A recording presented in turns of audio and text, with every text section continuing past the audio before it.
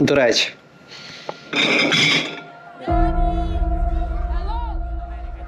будемо знімати контент. І знаєш про що? Ярик. Кока-коля.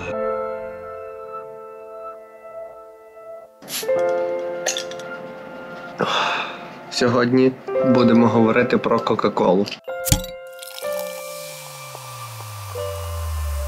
І про те, наскільки Кока-кола крутий маркетолог.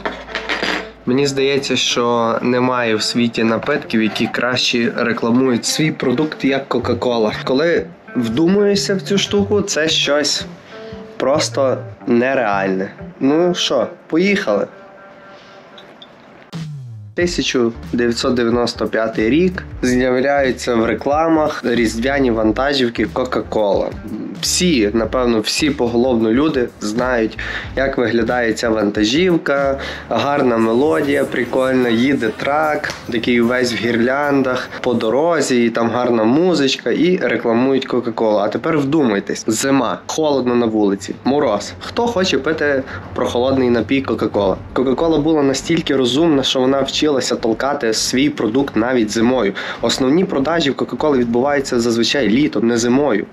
Або також перед святами, коли всі вдома в хаті п'ють Кока-Колу. Але зазвичай напитковий сезон – це коли на вулиці жара, літо, прикольна погода, всім спекотно, всіх спрага, всі собі відкривають бутилочку води і п'ють її. Але Кока-Кола була, мабуть, що на 50 кроків попереду, ніж всі інші напитки. І прикол того, що це дуже швидко стало символом взагалі Різдва. У 1996 році вантажівки Кока-Коли використовувалися для якогось там Санта-пакету. І вже в 1998 році вони вже використовували як там Різдвяний караван 3. І вже в 98-му, як я і сказав раніше, в 98-му році вони вже були в понад 100 країнах світу. Тобто ви собі розумієте, який був об'єм цієї реклами. І для того, щоб можна було зробити таку офігеннішу рекламу, замутити це все, як воно працює, Coca-Cola залучала, можливо, найкращих спеціалістів світу. Тобто вони працювали з фірмою, яка називається Industrial Light and Magic. Тобто це фірма, яка робила там спецефекти, монтажі для таких знаменитих фільмів, як «Зоряні війни», фільми з Індіаною Джонсом. Тобто Coca-Cola залучала таких потужних людей для того, щоб можна було зробити щось геніальне. А все для чого? Для того, щоб люди просто купляли їхню продукцію. Маркетинг були витрачені мільйони доларів. Не знаю ще одної такої компанії, яка настільки продвігає свій продукт, як Coca-Cola.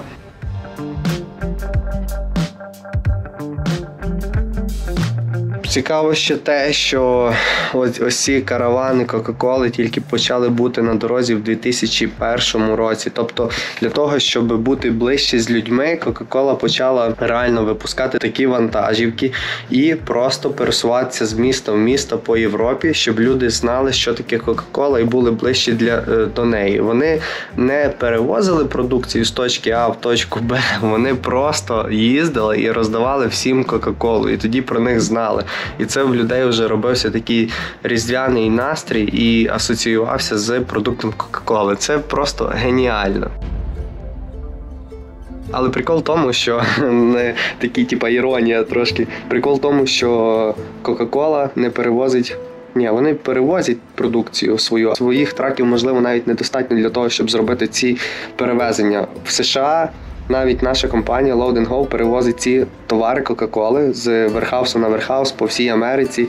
І я вам скажу, це не найкращі товари, це не найкраща продукція, це не найбільш оплачуваніша продукція. Там дуже часто застрягають водії, які ненавидять стояти на загрузках, розгрузках, і це дуже сильно їх угнітає. Та інколи буває, це настільки величезні компанії, що водій приїжджає і він каже: Інколи бувають такі моменти, коли він каже, 30 людей спереді мене, 30 вантажівок мають загрузити спочатку, а потім аж дойде до нього. Тобто це може зайняти від 5 до 10 годин. Ніхто ось це не любить. В реальному житті перевезення Кока-Коли – це дуже важко і дуже напряжно для людей.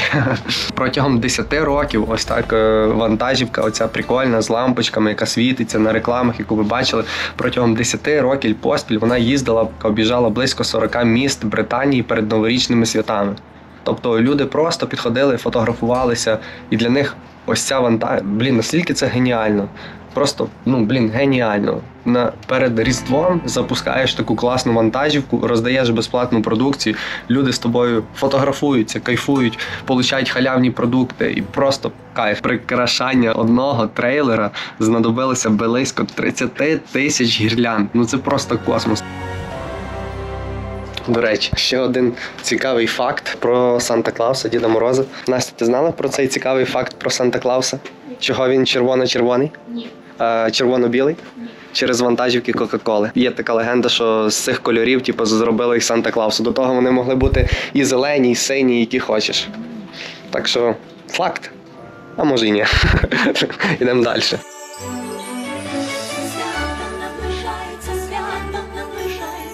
Свято наближається. Це ж просто воно перед Різдвом в голові стоїть і неважливо, який це день.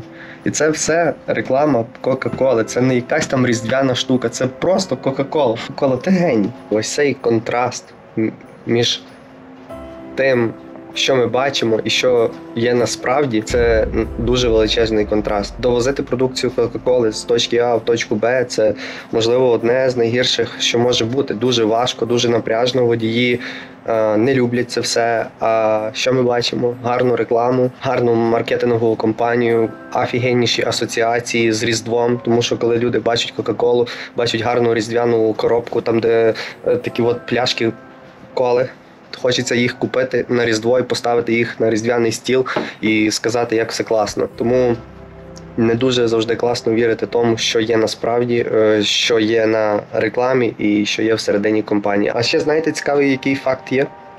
Кришечка. Одноразова. Ви її відкрили, і все, ви її вже назад ніколи не поставите. Також було все зроблено для маркетингу і для того, щоб люди привикали до споживання більшої, для споживання, для привикання. Тобто ти відкрив, можливо, ти випив от стільки і ти вже не хочеш пити. Але відкрита баночка, зазвичай люди як думають, не буду ж я, заплатив $2, не буду ж я її викидати.